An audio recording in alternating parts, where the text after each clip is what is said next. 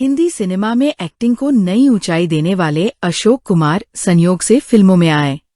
वह 1940 के दशक में बॉम्बे टॉकीज में लैब असिस्टेंट थे।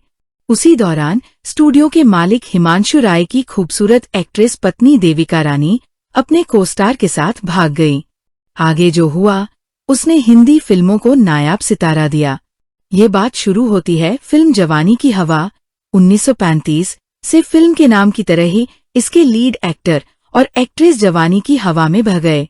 बॉम्बे टॉकीज स्टूडियो के मालिक हिमांशु राय की पत्नी देविका रानी और उस दौर के हैंडसम एक्टर नजमुल हसन इसमें लीड रोल निभा रहे थे।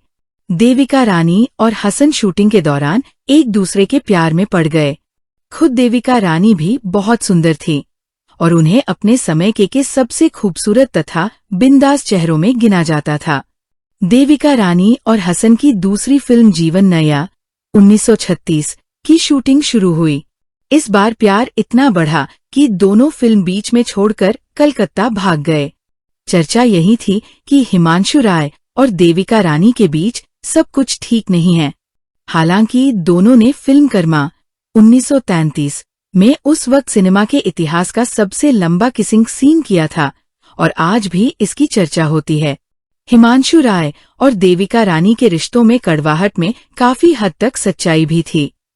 एक तो दोनों की उम्र में करीब 16 साल का फर्क था। साथ ही रंगीन मिजाज राय के कई महिलाओं से विवाहेतर संबंध थे।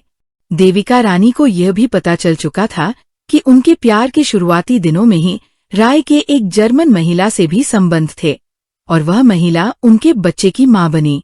इन बातों ने देविका का रानी के बेहद आहत किया था।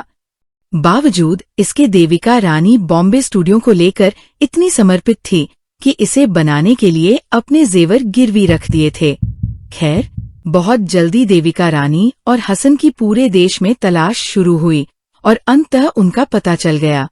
हिमांशु राय के दोस्त और स्टूडियो में सहायक शशधर मुखर्जी ने देविका रानी को अपने पति के पास लौटने के लिए मना लिया। हसन को तुरंत फिल्म से निकाल दिया गया। इसके बाद फिल्म के लिए नए लीड हीरो की तलाश शुरू हुई। हसन का मामला देखने के बाद हिमांशु राय ने तय किया कि किसी ऐसे व्यक्ति को कास्ट करें जो दिखने और व्यवहार में बहुत औसत है।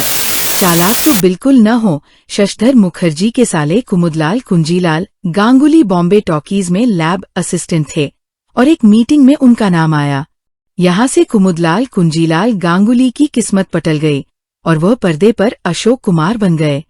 हिमांशु राय आश्वस्त थे कि उन्होंने एक औसत आदमी को हीरो बनाया है। देविका रानी अशोक कुमार को लेकर जीवन नैया तैयार होकर रिलीज हुई। उसके बाद अछूत कन्या ने पूरे देश में तारीफें बटोरी। अशोक कुमार स्टार बन गए।